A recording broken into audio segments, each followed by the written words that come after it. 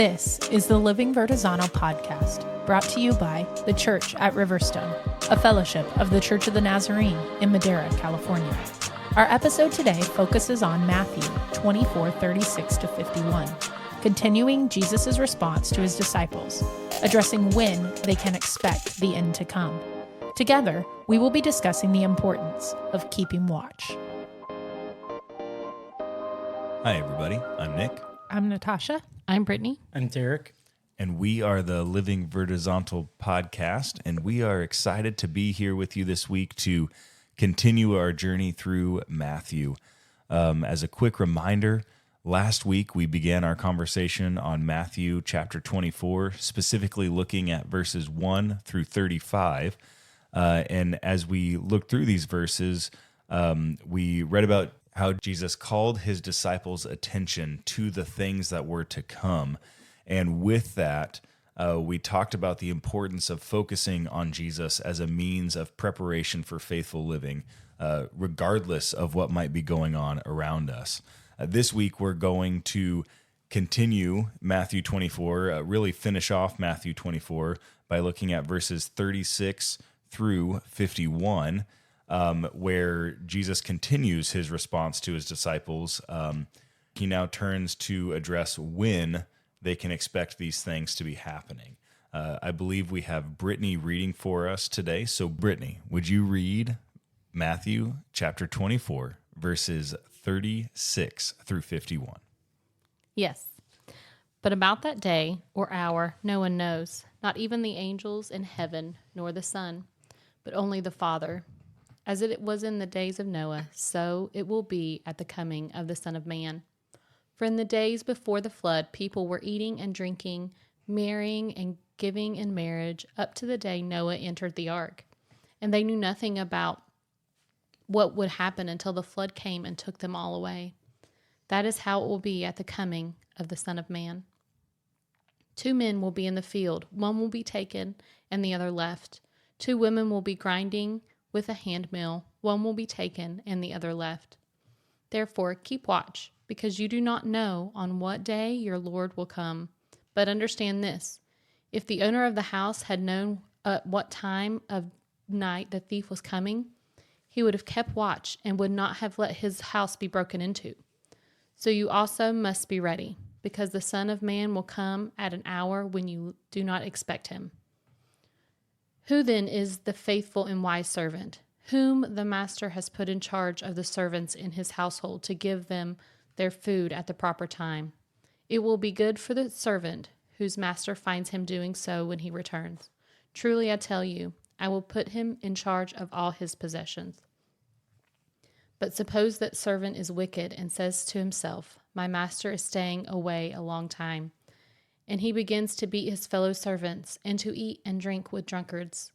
The master of that servant will come on a day when he does not expect him, and at an hour he is not aware of. He will cut him to pieces and assign him a place with the hypocrites, where there will be weeping and gnashing of teeth. Thank you for reading that for us, Brittany.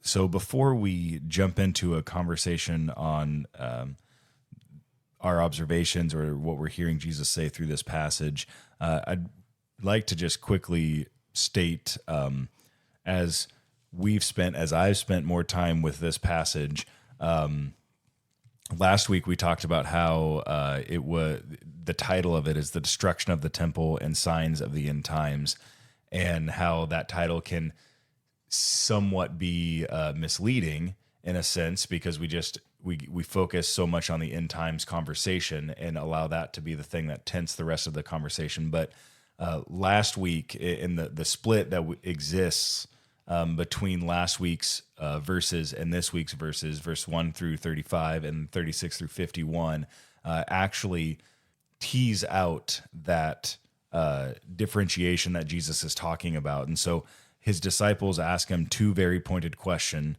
When will this happen? And this that they are referring to, Jesus has just said that no stone will remain on top of the other. And he's just said that the temple and the temple grounds are going to be completely decimated. And so they ask, when will this happen?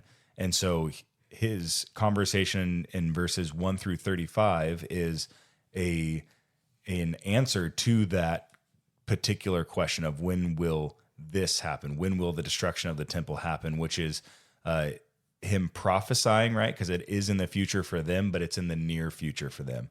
And now, as we turn to verse 36 into 51, he begins to address that second question of, and what will be the sign of your coming and the end of the age? So last conversation was more of a immediate answer. And this conversation that we're going to have today is Jesus having a more potentially distant conversation with them, where we're not really sure what time it will happen, but this is more that conversation on the end times. So with that, what are you guys seeing? What do you guys have questions about? Let's just jump right in. When I look at that first verse, to me, it just reiterates what that first 35 verses kind of the theme was, to kind of not pay attention to necessarily what the signs are, but more just make sure that we are faithful. It says, but about that day or hour, no one knows, not even the angels in heaven, nor the Son, but only the Father. And it's kind of interesting because Jesus himself is telling them, I don't even know. Yeah. And so with that, like Jesus just jumps in and immediately starts communicating the signs that they can expect with the end times. And he starts by making this statement that essentially it's going to be as it was in the days of Noah. And so people are going to be living their lives, minding their own business, paying no attention to God, just caught up in their own thing, in their own ways, only caring about themselves.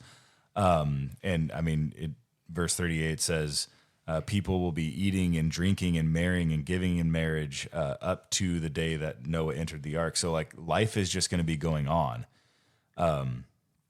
as usual. And they knew nothing about what was going to happen, and you will know nothing about what's going to happen until it says, till the flood came and took them away. And Jesus then goes on, and so it's with this frame of the story of Noah in mind, and I think those words being very important. This idea that those that did not enter the ark were taken away by the flood. So it says exactly, the flood came and took them all away. Because the next statements that come out of Jesus's mouth are these statements, 2 men will be in a field, one will be taken, the other left. 2 women will be grinding with a handmill, one will be taken, the other left. And so if we hold those 2 statements in connection with what Jesus has already been communicating through the story of Noah, and specifically use that word taken to hold them together, we know that the people who did not enter the ark, who were taken by the flood, were those who were actually, they were destroyed and they were experiencing the judgment of God. And so if you carry that down, then I have always read this passage and read, that 2 men are working in a field, one will be taken and the other will be left, as the one who is taking is the one who is being rescued, the one who is experiencing deliverance. But as I hold it in context, in line with what Jesus is actually saying about Noah and saying it's going to be like that, I have a whole new perspective, a whole new understanding to what it seems like Jesus is trying to communicate through this. And he is saying that in that day, right, that the end times, the time where I'm coming back, 2 men will be in the field, one will be taken, and that one that is taken because of experiencing judgment, experiencing destruction. And 2 women will be grinding with the handmill, one will be taken, the other will be left, and that one that is taken is the one who is experiencing judgment and destruction. I think the word that would often be used is I think we've always thought about them as the ones being raptured, the ones being rescued, the ones being taken. But when we hold it in context in the passage, in what was said immediately before this by Jesus, we begin to have a different understanding come into view and recognize that rapture really isn't part of the conversation right now. We are having a conversation on judgment and destruction. And that's kind of what carries us then on into the further conversation that Jesus has. Yeah, I think that probably challenges my commonly held notions of this idea of rapture versus judgment. And I guess as we continue reading, then kind of looking the same way at verse 42 when it says, therefore keep watch, and holding this view of what we do know, which is about Noah. And that's the example Jesus has set forth. Noah was the only one keeping watch.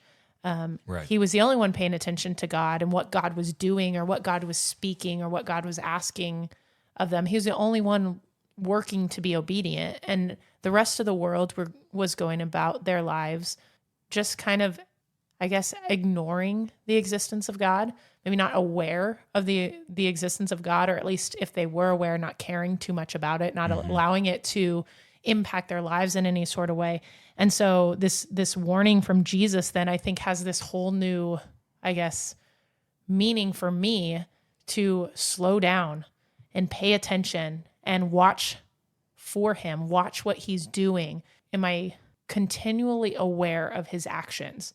Am I continually listening for where he's looking to lead next? Because I feel like otherwise we might miss it. We might miss opportunities that then result in judgment for us, judgment for another. And I don't want to miss a thing. And I know this is a conversation that we've had on this podcast before, but I feel like this theme is kind of reemerging in a new way to me through this passage, in lieu of what we've just discussed about this day of judgment. Well, and I think that even like when we think about the story, specifically when we think about what Jesus is stating about the people who experienced the judgment and destruction in the story of Noah, he doesn't really say anything negative about them. Like, he doesn't report their wickedness. He's really just reporting They weren't daily watching. life. Yeah, they weren't watching, but he's just reporting daily life. And so, like, when you come down to what you were just talking about, Natasha, this idea of keeping watch, like, it is very easy to forget to keep watch when we get distracted by just the everyday life that we live, going to work, Eating, punching the drinking, clock. marrying, giving in marriage. Right. All Just these like the routines and the rhythms of life can be so distracting and so loud sometimes that we forget to keep watch. And Jesus is warning pretty heavily here. Like, you have to keep watch. You can't let the rhythms of life be something that distract you and lull you to sleep of what is coming. When you guys were talking about that, the lyrics to the song Slow Fade kept going through my mind, and thinking about, like, when you take the owner of the house and knowing that there's a thief, I think it's easy for us to kind of get in that rhythm. And it's easy for me to think, okay, I feel safe. I think that nobody's going to come into my house, so I just go to sleep. I don't make sure my windows are locked. I do not make sure my doors are locked. I don't make sure my cars are locked. I just go to bed. And, maybe nobody comes, but maybe somebody comes. But the thought is that I feel so laxed in, because my house has never been broken into before. So I don't think that it's a threat. But my husband doesn't feel that way. He makes sure that our doors are locked, our windows are locked, our cars are locked, like multiple times before he goes to bed. He makes sure those cars are locked. And if he's not there, it's not my routine. So I'm just going to nobody come break in my house. But I'm just going to go to sleep because that's his routine. But I think it's important that anybody who is in that house, so this house, this body, this vessel that Christ has given me, whether it's not guarding myself against what I look at on social media, whether it's not guarding myself against who I talk up to, how I talk to other people, that's a little way for, quote unquote, a thief to get in and start working the way into my heart. And if I'm not taking my thoughts captive, if I'm not listening to what Jesus is saying to me, that is very, very easy to happen. And I would say a lot of times in our society that is how things get to that level where you're like, how did they get there? You know, they were doing so well. Well, it just takes a little bit. Mm-hmm. You said you talked about falling asleep, like all these things that you do before, you know, you go to bed, and like versus what I do before I go to bed, and you just go to sleep and don't think about them. But the term keep watch, like when I was studying in the Greek, it can kind of be translated to hold on one second. I'll read here what it says. It often meant to stay awake. So it's easy, like especially like I find it super easy when my head hits the pillow, I am out. I'm going to sleep. And sometimes like I can walk through life doing the same thing. Like if I'm not careful, I can just let my head hit the pillow and go to sleep because I get caught up in all these things that happen that you know we've already talked about. Life just happening. And if we're not careful as life happens, kind of like we talked about last week, like Jesus can leave the temple, his presence can leave, and we don't even notice it. And like, I know that's kind of a callback, but it really is true. Like if we're not careful and we fall asleep, we stand a chance of his presence, you know, being removed. And so it's so important that we are constantly being faithful, like we talked about last week. This is a journey that we have to be faithful, and preparation is so important. Not so much preparation in like looking for signs, but preparation in our heart, like being prepared to listen to Jesus, respond to Jesus, and do what he's asked us to do, even when, in like Noah's case, nobody is listening to what Jesus is saying. Like even if nobody else is doing it, we still have to do it. So we have to remain awake even when nobody else is willing to. Yeah, I think we just really have to be aware of his presence with us all the time. Jesus, as he continues into verse 45 and then really to the end of this chapter here, he continues to illustrate what it looks like to be continually aware of the presence, to be continually waiting in expectation, to be continuing to walk while watching, while being awake, not falling asleep, as you mentioned, Derek. When he talks about the wise and the faithful servant, he's speaking about a servant who's waiting expectantly for the master to return, who keeps the household in good order and is prepared at any moment for his master's arrival. And this is, Jesus kind of reveals that this is his obvious expectation for those who would call themselves followers. And then he contrasts this to help us to see the difference with a unfaithful and wicked servant who takes advantage of the fact that his master is not present. He ignores his presence, essentially. He goes to sleep. He fails to keep watch, and he does all the things that he wants to do to make his life fulfilling in his own eyes, but misses every opportunity to serve his master in the way that his master would have hoped. And Jesus, he doesn't pull punches here. He talks about the judgment that will come and brings this passage kind of full circle right back to where we had been. And he makes the statement that this servant will be assigned a place with the hypocrites. And Jesus has just, in chapter 23, he started kind of this, well, I guess he concludes his conversation really directed towards the crowds, but also kind of bringing the Pharisees and the teachers along. So everybody's there, right? Everybody's present. And he has these 7 woes.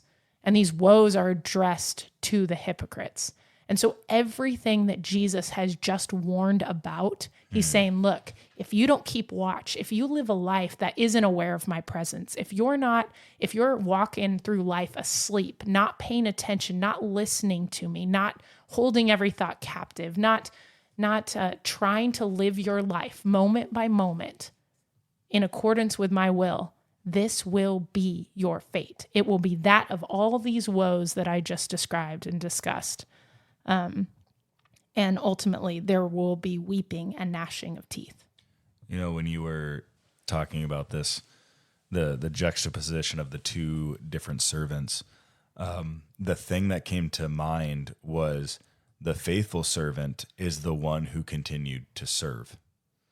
The unfaithful servant is the one who tried to position himself in the place of being Lord. So one lived a life of servanthood, even in the absence of his master, continued to serve both his master and those around him, cared for them. I mean, it says that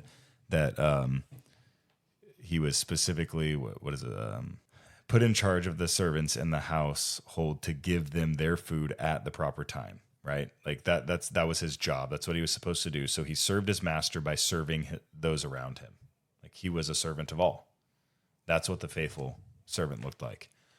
But the wicked servant was one who began to beat his servants, began to lord this position over the servants, began to do things in such a way that they benefited more from their position and their power and their influence. And essentially, he was attempting to assume the position of Lord, assume the position of master. And so when I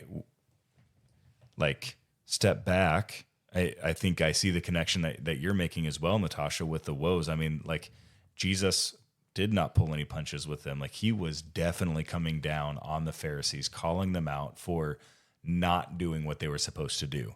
And I think that there is that in view here, where Jesus is essentially saying, Pharisees, you're kind of like this wicked servant.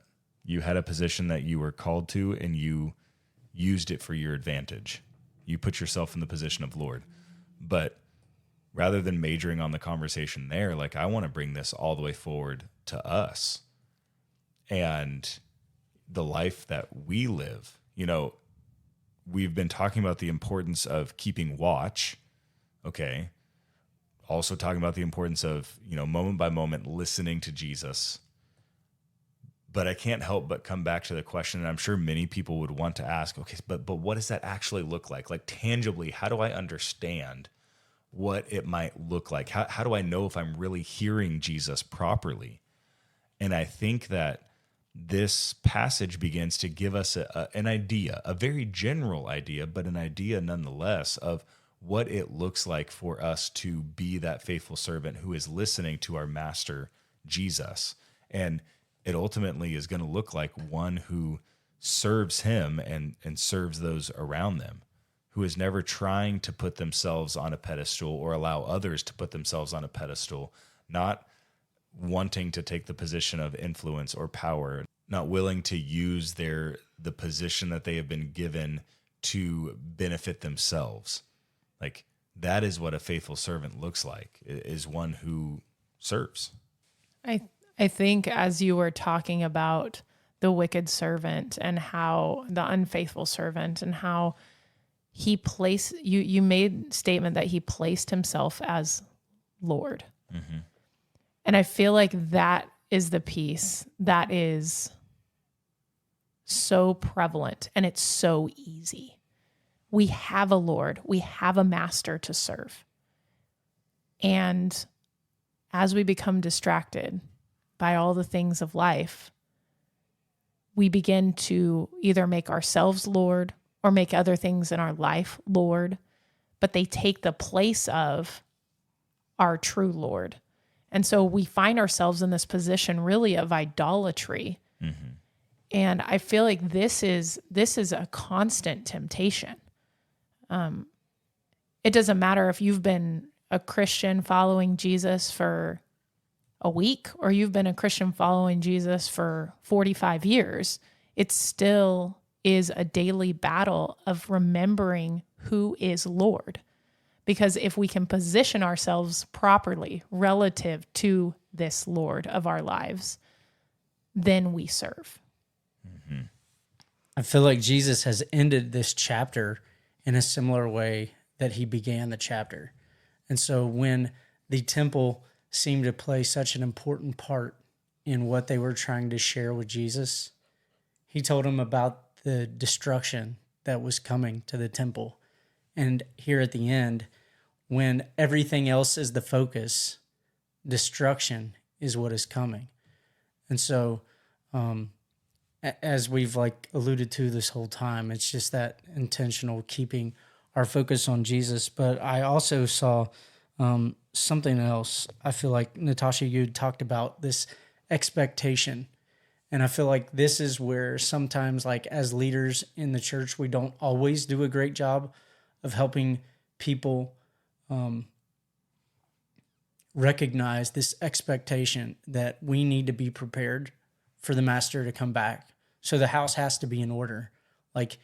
Whatever he's tasked us to do, we need to be doing it. Otherwise, if we're not, we're like the other servant who is lording over. And so helping people with this, yes, being prepared, but this expectation that we're going to, if we're faithful, much like was talked about earlier in the chapter, verse 13, but the one who stands firm to the end will be saved.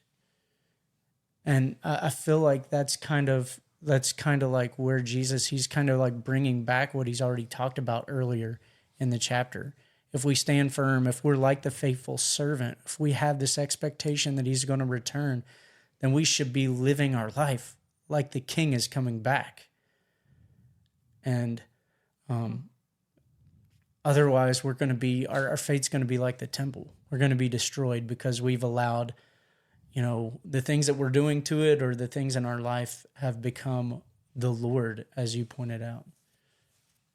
And to your point, Nick, I feel like you made the statement that this when we talk about living moment by moment, or we talk about making other things Lord, or putting Jesus back in his rightful lordship position, we talk about these concepts in abstract form, and we don't necessarily talk about what this looks like in practice in my life. Right. And so I think it would be important for us to maybe have a little conversation for us personally about what this looks like to keep watch. So I think that first it looks like there's an initial recognition of the reality of his presence, the reality of his reign. And in the church, that would be understood as salvation, like this choice, this place where I repent and I know that I'm wrong, and I know that I've been trying to make myself Lord of my life, and I shouldn't be, because Jesus deserves to be Lord. And so it's this place where I come to realize Jesus as Lord and recognize that I want to subject myself to his lordship. And so it's no longer my desires or my thoughts or emotions that matter. Now it's Jesus and Jesus only. And so when I have a thought, right, I'm going to not act on that thought until I've had taken the time to say, okay, Jesus, is this a thought that you would have? If I have a feeling inside of me, before I act on that feeling, I'm going to go to Jesus and say, is this feeling of you, or is this one of me? Before I act on a desire that I have, I'm going to go to him, right? It's just this continual going to him. And so I guess literally and concretely what that looks like for me, and I am imperfect in this, and I'm still really trying to work at this, because I do recognize Jesus as Lord of my life. For me, the biggest thing is my words. Before I speak, I need to be speaking slow enough that I am saying, Jesus, is this what you want me to say? Like, can I actually, the practice that I regularly use is, can I actually picture Jesus saying words like this? If I can't hear Jesus saying these words, then I probably shouldn't be saying them either. And so that's one way in my life where it looks like always keeping watch. In that specific example, I am keeping watch over my tongue, because it's very easy for me to allow my tongue to get ahead of where Jesus is trying to lead me. I think for me, it takes, to get to the point you're talking about, it takes an incredible amount of discipline. And oftentimes, I find myself lacking the discipline to even slow down enough to have those conversations. And so I think my heart and prayer, and the part that I really am working on with Jesus, is developing that discipline to have enough self-control to slow down enough to take thoughts, emotions, desires, and ask him about him, have that conversation, because oftentimes I just skip right over that step. And every time I do, I see the death that it causes. And it may be in small ways, but there's always something that it's less kingdom-like because I didn't slow down. And so I think for me, it really is recognizing that Jesus his time for us is sufficient. And so if he doesn't need to move at breakneck speeds, then neither do I. And so I have to have the discipline to slow down, to have the conversations you're talking about. And please understand, just because I said those conversations are what I strive for, that's what my heart is set on. That's not always what my practice exemplifies. So I am by no means perfect at this either. Please don't hear me saying that, oh yeah, every word that I say is only a word that Jesus says, because that is something that I'm definitely working on as well. And we probably live in a time that's not much unlike Noah's, where people are doing everything that they're doing, and we live in a world that's so fast-paced. And like what Jesus is asking us to do is countercultural in slowing down to listen, because we live in a time where everything is like you were the opposite of what you were saying. So it is like breakneck speed. Like we're trying to get to do things quicker than somebody else. It's like Black Friday shopping or something like that. But what Jesus is asking you to do is like search out every sale. Don't just go to the one you think is the best. In that sense, search out everything. Listen, look. Don't be so quick to go to the first sale you see at Target or Costco or wherever you may frequent. Sam's Club. Yeah. But honestly, we live in a time where everything is so fast paced, and I'm not much unlike that master sometime that servant who, when the master's away, I try to find a way to, I don't know, almost like take the easy way out. Yeah, I think what you said there is probably an important thing for us to really key in on. And you said it in the midst of what you were saying, and it was very profound. Like what Jesus is calling the disciples to hear, what he is identifying as a faithful servant, is a countercultural person. We, both inside and outside the church, have been so lulled to sleep by the rhythms of life that we are not keeping watch.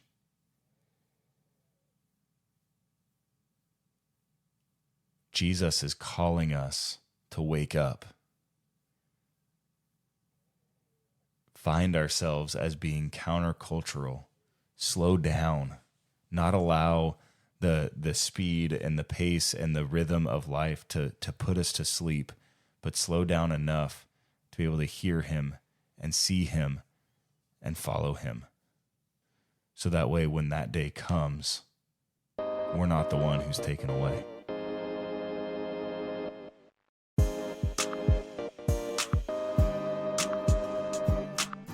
Be sure to follow the Living Vertizontal podcast to stay current on all our new releases. To learn more about the Church at Riverstone, visit us at thechurchatriverstone.org.